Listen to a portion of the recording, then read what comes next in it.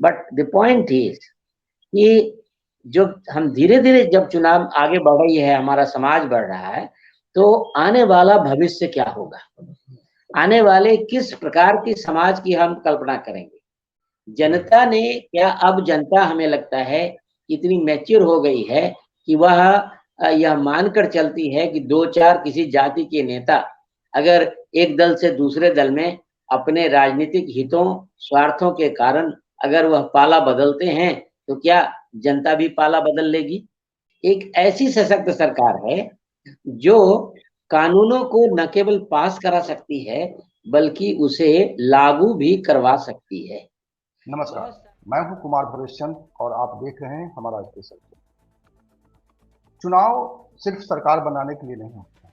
विधानसभा या लोकसभा के चुनाव, उससे सरकारें बनती हैं, लेकिन ये चुनाव समाज का सच बताते हैं, समाज की सोच बताती हैं, समाज के साहस के बारे में बात करती हैं, समाज के डर के बारे में बात करती हैं और समाज की चिंता भी सामने लाती हैं।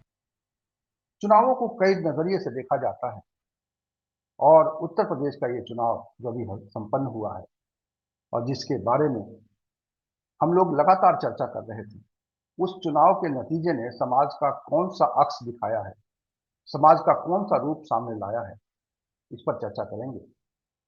साथ ही चर्चा करेंगे आने वाले भविष्य की राजनीति पर, क्योंकि इस चुनाव ने कई ऐसे दृश्य दिखाए हैं, कई ऐसी तस्वीरें पेश की हैं जो आने वाली राजनीति को प्रभावित कर सकती है। उत्तर प्रदेश का ये चुनाव दो तरफा चुनाव माना गया। भारतीय जनता पार्टी और समाजवादी पार्टी के बीच में कांटे का मुकाबला हुआ और इस कांटे के मुकाबले के बाद भारतीय जनता पार्टी की सरकार बनी है। कांग्रेस और बसपा, ये दो दल बुरी तरह हाशिए पर दिखाई दे रहे हैं।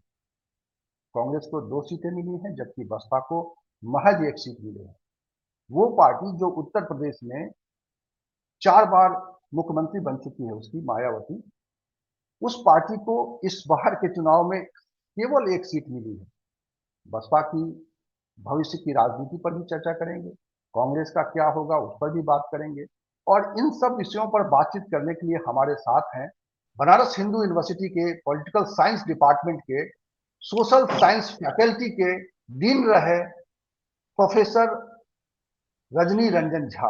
रजनी रंजन झा साहब लंबे समय से न केवल अध्यापन कर रहे हैं बल्कि इनका कई चीजों में शोध है और इन्होंने अभी हाल में इनका एक बहुत ही लंबा प्रकाशित हुआ लेख, करीब 36 पेजों का वो लेख मैंने पढ़ा और वो एक इंटरनेशनल मैगजीन में इतना शोध परक लेख था। उसमें इन्होंने जवाहरलाल नेहरू के समय से लेकर अभी तक यानी नरेंद्र मोदी सरकार तक जिस तरह से कैबिनेट और प्रधानमंत्री कार्यालय का समन्वय होता रहा, उसके प्रभाव किस तरह से रहे, कब वो प्रभाव घटा, किन प्रधानमंत्रियों के कार्यकाल में, किन प्रधानमंत्रियों के कार्यकाल में किस तरह का प्रभाव था, किस तरह के लोग थे उसमें, क्या उसकी प्राथमिकताएं थी, इस पर बहुत ही सुंदर लेख लिखा है।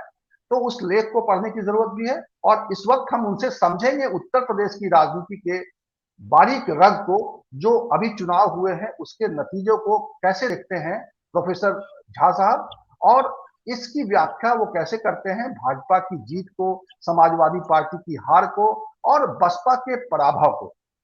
झा साहब, आपका बहुत बहुत स्वागत है। नमस्कार। नमस्कार। हम लोग चुनाव को भी हमने देखा और हम लोग पत्रकार के तौर पर इस चुनाव को देखते रहे हैं, इसका आकलन भी करते रहे हैं। इस बार के चुनावों में पत्रकारों का आकलन बुरी तरह फेल हुआ है। हम लोगों ने देखा कि जमीन पर जिस तरह का आक्रोश था लोगों में इस सरकार के प्रति, और उससे जो आकलन बना उससे हम लोगों ने ये नतीजा निकाला कि ये वोट विपक्ष की ओर जाएगा, लेकिन ऐसा देखा नहीं गया। जब नतीजे आए हैं तो देखा यह गया है कि सत्ताधारी पार्टी को, जो पहले से सत्ता में थी उत्तर प्रदेश में, उसको न केवल बहुमत मिला है बल्कि पिछली बार के मुकाबले ज्यादा वोट मिले हैं। वोट प्रतिशत में उसके इजाफा हुआ है।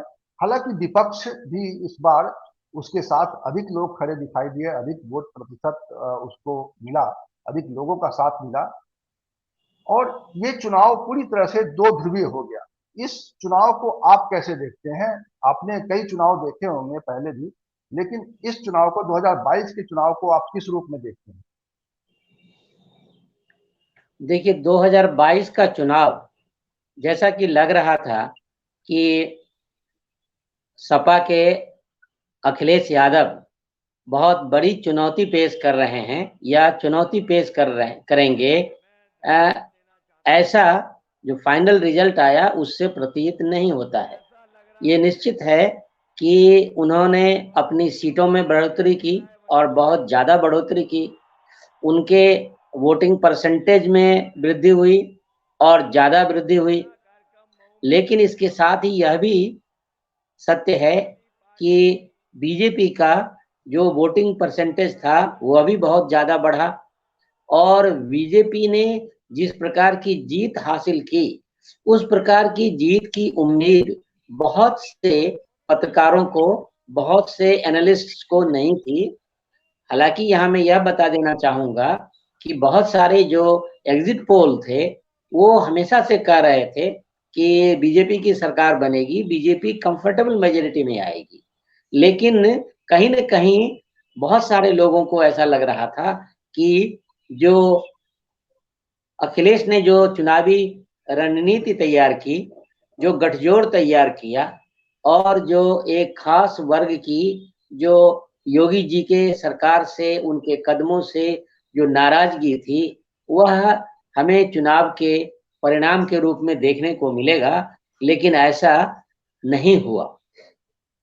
तो इस तरह से अगर हम देखें, यह चुनाव अपने आप में एक अलग ढंग का चुनाव था, जहां करीब 30 वर्षों के बाद हम देख रहे हैं कि एक पॉलिटिकल पार्टी पुनः सत्ता में उसकी वापसी होती है और ऐसा भी लगता है कि बीजेपी को तमाम जो बहुत सारे लोगों का जो आकलन था उसके विपरीत समाज के विभिन्न वर्ग के लोगों ने उसे वोट दिया। इसका मतलब बीजेपी की स्वीकार्यता कहीं न कहीं समाज के विभिन्न वर्गों में आई। किन कारणों से हुई, उसके क्या फैक्टर्स थे, उसकी हम चर्चा करेंगे। लेकिन यह बताता है कि यह बीजेपी के लिए एक हम कह सकते हैं कि एक बहुत ही उत्कर्ष का समय था।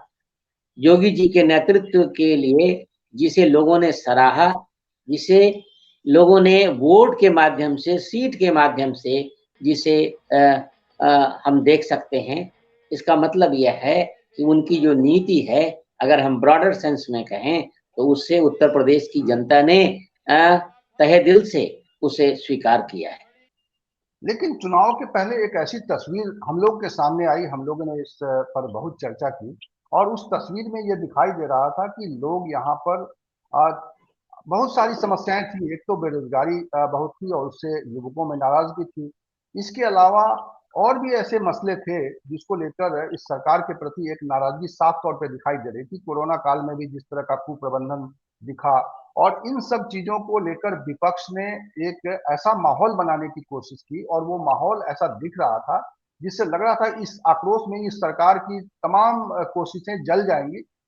शासन प्रशासन को लेकर इस सरकार ने जिस तरीके से सख्ती दिखाई थी अपराधियों के खिलाफ, माफियाओं के खिलाफ, उसको भी ये माना गया कि कुछ सिलेक्टेड माफियाओं के खिलाफ कार्रवाई की गई और पूरे तरह से एक जो एक कहते हैं कि कानून के आधार पर वो कार्रवाई नहीं थी, वो एक कानून संगत कार्रवाई नहीं थी। बुलडोजर चला देना एक ऐसा सिंबल था कि भाई कोई कानून नहीं, बस एक सरकार का फैसला है और सरकार के फैसले को लागू किया जा रहा है जबरदस्ती।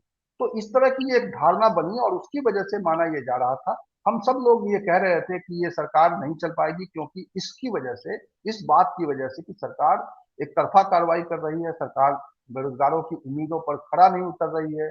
और इससे पहले किसान आंदोलन की वजह से किसानों की बड़ी नाराजगी थी और वो सब जो विपक्ष की सभाओं में भीड़ जो जिस ढंग से जमा हो रही थी, तो इन सब चीजों से आकलन जो गया, इसमें कहाँ आपको ऐसा लगता है जिसकी वजह से एक बार फिर जनता ने विश्वास उधर ही जताया और विपक्ष की ओर नहीं गया? हालांकि विपक्ष के वोट बढ़े हैं, इसको आप कैसे देखते हैं? कौन सा कारक जो है अधिक कारगर साबित हुआ सत्ता के पक्ष में? मुझे ऐसा लगता है कि कहीं न कहीं 2022 का उत्तर प्रदेश का जो चुनाव है, उसको हम कुछ मामले में 2014 के लोकसभा चुनाव से हम उसकी तुलना कर सकते हैं। यह अजीब लगेगा जब मैं ऐसा कह रहा हूं, क्योंकि 2014 में मोदी जी की स्वीकार्यता का जो सबसे बड़ा कारण था वह ये था कि जो मनमोहन सिंह की सरकार थी वह एक कमजोर सरकार के रूप में दिखाई दे रही थी, जहां भ्रष्टाचार हो रहा है लेकिन प्रधानमंत्री कुछ नहीं कर पा रहे हैं। मंत्री लोग अपने अपने ढंग से वक्तव्य दे रहे हैं, प्रधानमंत्री कुछ नहीं कर पा रहे हैं। एक कमजोर सरकार की छवि थी। तो इसका मतलब हुआ कि वह जो जनादेश था मोदी जी के पक्ष में, वह था एक सशक्त, एक मजबूत ऐसी सरकार की जहां प्रधानमंत्री का जो मत है वह प्रिवेल करे, जहां प्रधानमंत्री निर्णायक हो नीति के बारे में, नीति बनाने के बारे में, उसको लागू करने के बारे में। अगर हम उत्तर प्रदेश में आते हैं तो हम कुछ मामले में यह देख रहे हैं। हम कैसे देख रहे हैं कि उत्तर प्रदेश की जनता को लगा कि मोदी की, योगी जी की सरकार जो है वह एक सशक्त सरकार है, एक ऐसी सशक्त सरकार है जो कानूनों को न केवल पास करा सकती है बल्कि उसे लागू भी करवा सकती है। बहुत सारे विश्लेषकों को यह लगा कि उन्होंने जो बुलडोजर चलाया वह कुछ खास लोगों के ऊपर चलाया, लेकिन जरा आप दूसरे परिदृश्य को ध्यान में रखिए। कितने समय से उत्तर प्रदेश में जो कानून व्यवस्था की स्थिति धीरे धीरे बिगड़ती जा रही और लोग राज्य की सत्ता को, सरकार की सत्ता को लोग पूर्ण रूप से मान नहीं रहे थे। कहीं न कहीं कमोबेश चुनौती मिल रही थी, जिसका उदाहरण हमें विभिन्न चीजों में मिल जाएगा। यह एक पहली सरकार आई जिसने क्या किया, एक मजबूत सरकार होने का एक उदाहरण पेश किया। जो सरकार बड़े बड़े माफियाओं के खिलाफ में कार्रवाई कर सकती है, बुलडोजर चला सकती है। इसका मतलब यह सरकार न केवल इच्छा शक्ति वाली सरकार है बल्कि उस इच्छा शक्ति को जो कार्य में बदल सके, यह इच्छा रखने वाली भी सरकार है और उसने ऐसा किया। तो कहीं न कहीं जनता के मन में एक सशक्त सरकार, जो सरकार कानून व्यवस्था का पालन करा सके, ऐसी सरकार की अवधारणा लोगों के दिमाग में है। कहीं लिखित नहीं है, घोषित नहीं है, लेकिन लोगों की यह चाह है, जो कहीं न कहीं लगा कि अगर हम योगी जी की सरकार को, अगर हम बीजेपी को पुनः वापस नहीं लाते हैं तो शायद वह वे पुराने दिन आ जाएंगे जब एक सशक्त सरकार, जब सरकार किसी कौम, किसी ग्रुप गुट, किसी इंटरेस्ट ग्रुप के सामने झुकने लगे। यह किसी भी प्रजातांत्रिक व्यवस्था में सामान्य जन नहीं चाहते हैं। और यही चीज जी, और यानी यही हम चीज लोगों ने जो आकलन किया, हम लोगों ने जो आकलन पेश किया कि इस सरकार के खिलाफ में जो विरोध है उसको अखिलेश यादव अपने पक्ष में भुना रहे हैं। लेकिन जो सरकार ने और सत्ता पक्ष ने जो नैरेटिव बनाने की कोशिश की कि भाई अगर वापसी इनकी हो जाएगी, जो प्रधानमंत्री से लेकर योगी आदित्यनाथ तक और उनकी पार्टी के तमाम बड़े लीडर्स यही कह रहे थे कि 17 के पहले को उत्तर प्रदेश को याद कीजिए। तो क्या आपको लगता है कि 17 के पहले का उत्तर प्रदेश एक ऐसा डर था जिस डर के वातावरण में उत्तर प्रदेश की जनता ने एक बार फिर तमाम तरह की जो उत्तर प्रदेश सरकार की, मौजूदा सरकार की नाकामियों को या उसकी कमियों को एक नजरअंदाज करके उसको दोबारा सत्ता सौंपी, क्योंकि वो चाहते थे कि कमजोर सरकार नहीं आनी चाहिए और ऐसी सरकार नहीं आनी चाहिए, ऐसी सरकार नहीं बननी चाहिए जो अपराधियों को माफ करने का नजरिया रखता हो। साथियों, पहले की सरकारों से यूपी में जब पहलों की सरकारें थी तब यूपी में अपराधी अपना खेल खेलते थे, माफिया अपना खेल खेलते थे। पहले यहां अवैध कब्जे के टूर्नामेंट होते थे। बेटियों पर फप्तियां कसने वाले खुलेआम घूमते थे। हमारे मेरठ और आसपास के क्षेत्रों के लोग कभी भूल नहीं सकते कि लोगों के घर जला दिए जाते थे। और पहले की सरकार अपने खेल में लगी रहती थी। पहले की सरकारों के खेल का ही नतीजा था कि लोग अपना पुश्तैनी घर छोड़कर पलायन के लिए मजबूर हो गए थे। अब योगी जी की सरकार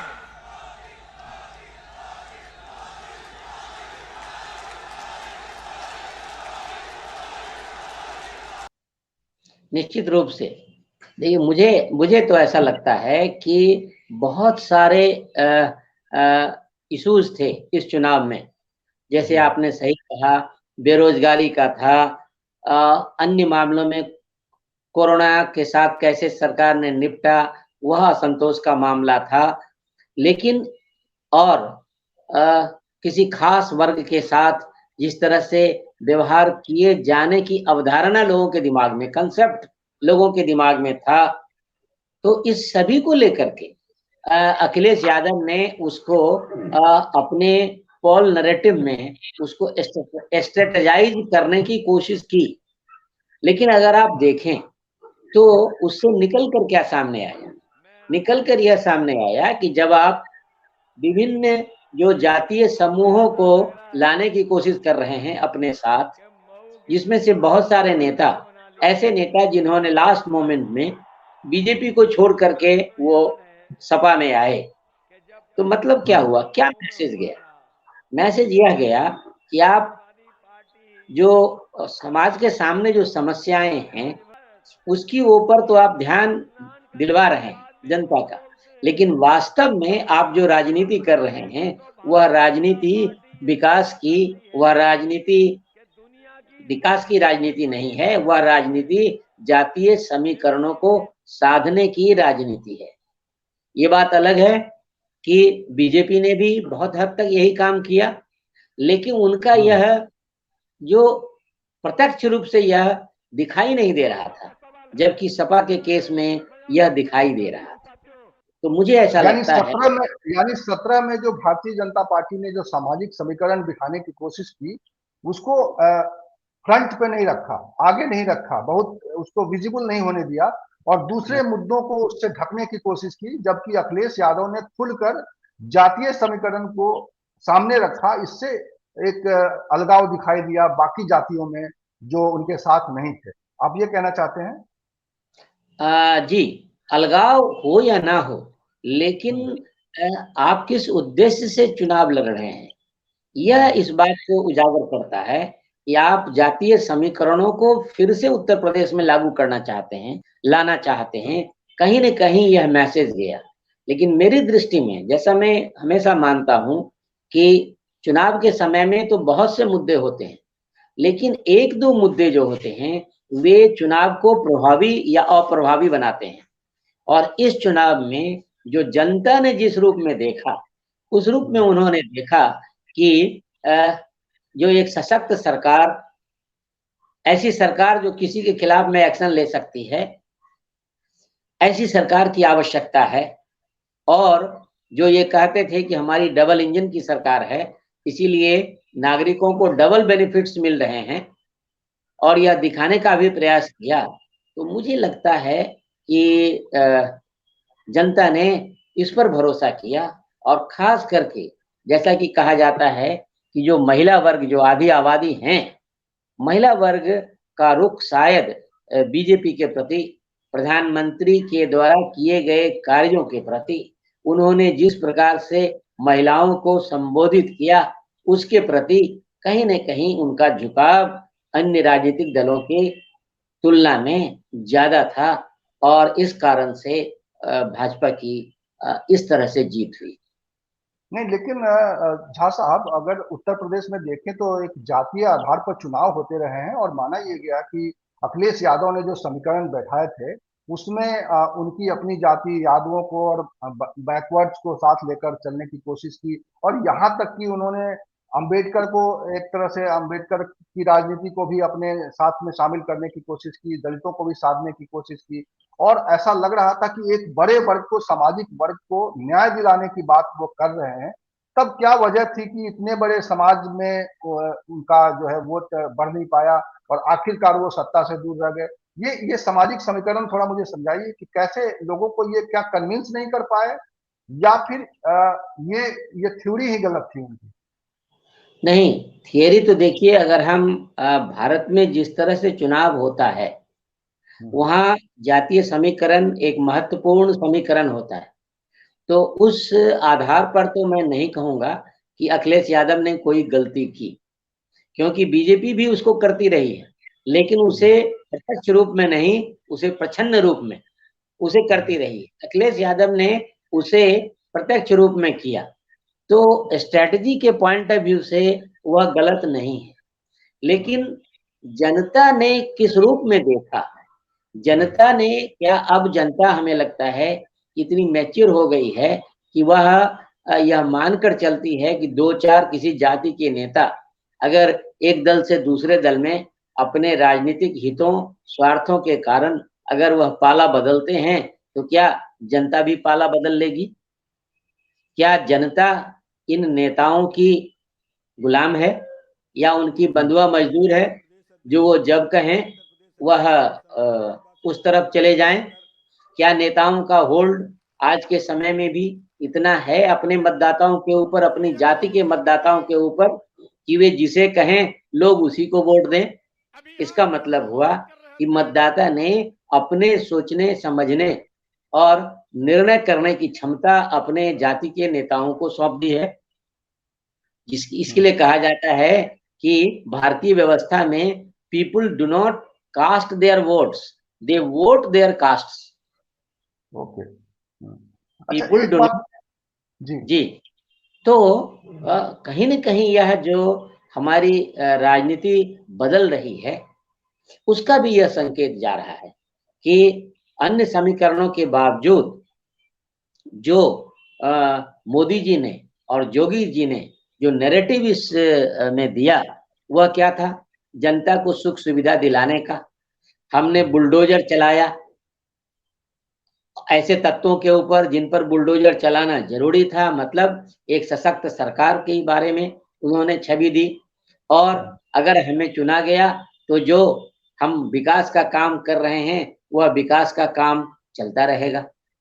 तो जनता को एक सवाल और बहुत ही प्रमुखता से इस चुनाव में देखा गया कि भारतीय जनता पार्टी के पक्ष में इसको लिया जाता है कि भारतीय जनता पार्टी ही ऐसी पार्टी है जो एक खास वर्ग को कंट्रोल में रखती है। यानी सीधे सीधे आप कह सकते हैं कि मुस्लिम जो उच्छृंखलता है, मुस्लिम समाज की जो उच्छृंखलता है, उसके यहाँ जो बैड एलिमेंट है, उस पर काबू रखने में ये सरकार काबिल साबित हुई है। उसका उन्होंने प्रॉपर इलाज किया है। इसकी वजह से एक बहुत बड़ा वर्ग उनसे जुड़ा है। इसको आप कैसे देखते हैं? इस नैरेशन को कैसे देखते हैं? देखिए, निश्चित रूप से अगर आप पिछले 20 साल, 25 साल और खास करके अगर आप बाबरी मस्जिद के विध्वंस के बाद से या उसके थोड़े पहले से भी अगर आप नैरेटिव को देखें, उत्तर प्रदेश की नैरेटिव को अगर आप देखें, तो क्या है कि सपा ने क्या किया कि उन्होंने मुस्लिमों का साथ लेने के लिए क्या किया कि उन्होंने एक तरह से हम देखें कि काफी ज्यादा छूट दे दी। और छूट देने का मतलब ये हम देख रहे हैं कि जो समाज के अन्य लोगों को लगा कि ये कुछ ज्यादा ही इन्हें छूट मिल रही है, इस चीज को समाज के अधिकांश लोगों ने और खास करके बहुसंख्यक समाज के लोगों ने इसे मुझे लगता है लाइक नहीं किया। तो इसीलिए जब योगी आदित्यनाथ ने जब उन पर नकेल कसने की कोशिश की तो लोगों को लगा कि हो सकता है वैचारिक विभिन्नताओं के बावजूद अगर हम समाज के अस्तित्व को देखें, समाज के भविष्य को देखें, देश के भविष्य को देखें, उन्हें लगा कि ऐसा करना ज़रूरी है और यही एक सरकार है जो ऐसा कर सकती है और जिसने बिल्कुल खुले रूप में ऐसा कहा कि हम करेंगे और उन्होंने किया। तो कहीं न कहीं यह सरकार के प्रति एक प्रकार से विश्वसनीयता को ही आगे बढ़ाता है। तो मैं तो इसे इस रूप में देखता हूँ। जी, जी। एक और सवाल ये है कि आमतौर पर हम ये मानते हैं कि चुनाव जो है राजनीतिक दलों को एक अवसर देता है कि आप अपने वोटरों को प्रभावित करिए, उनको साधिए। तो क्या आपको लगता है कि अखिलेश यादव को अपने वोटरों को, जो उनके पास मुद्दे थे, उसके जरिए अपने वोटरों को साधने में कहाँ कमी रह गई या क्या उनसे गलती हुई? देखिए, उन्होंने कोशिश बहुत की कि अखिलेश यादव ने खुद जैसे देखिए कि उनमें यादवों का वर्चस्व रहता है उनकी पार्टी में, उसको उन्होंने कम करके दिखाने की कोशिश की। इस तरह के बाहुबलियों को अपने से दूर रखने की कोशिश की।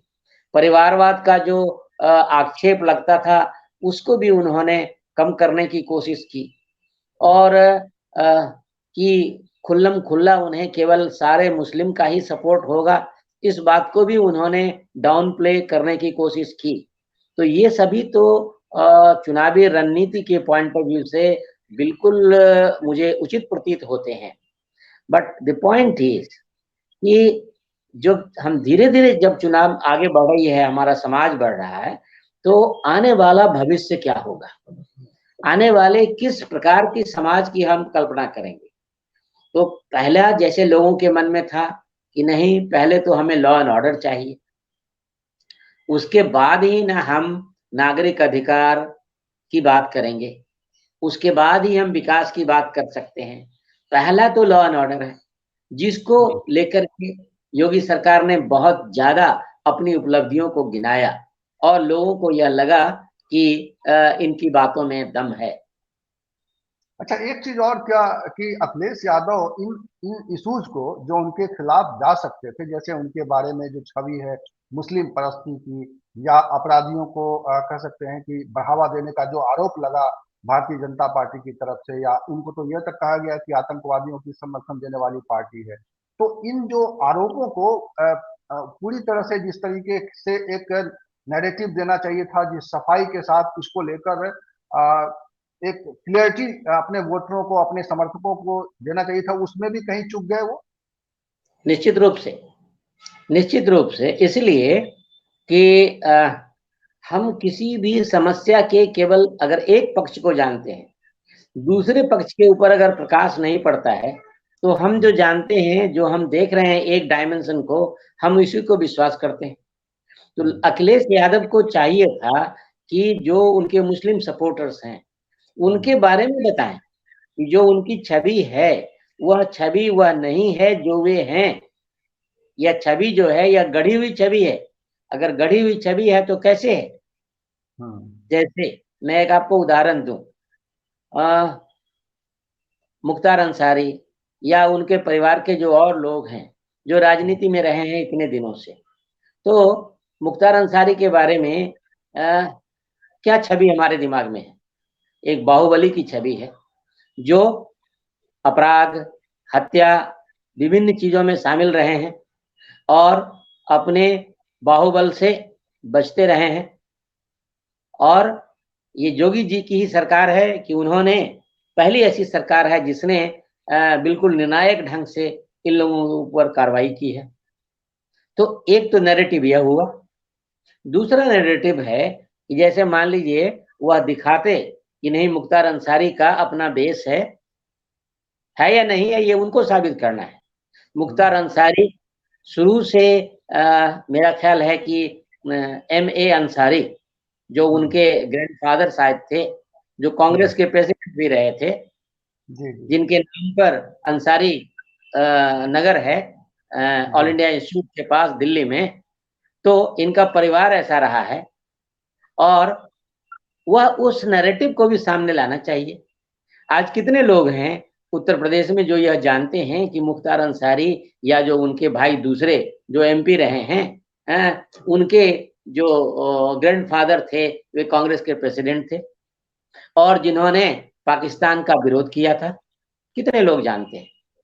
तो नैरेटिव आपको पूरा नैरेटिव रखना होगा। तो कहीं न कहीं वह चीजें अखिलेश यादव को जो करनी चाहिए थी और ऐसा करने में कहीं न कहीं उनको मुस्लिम समुदाय से भी सहयोग चाहिए।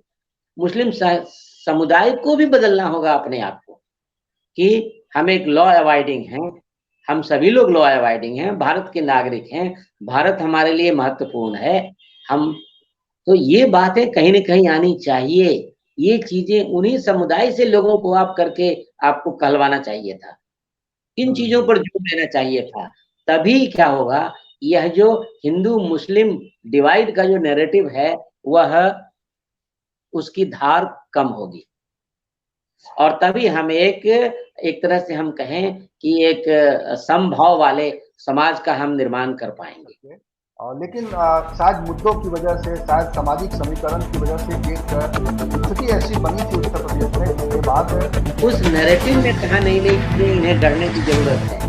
अगर मैं आऊंगा तो जो आपके मन में है कि मैं केवल एक समुदाय विशेष से प्रभावित नहीं रहूंगा,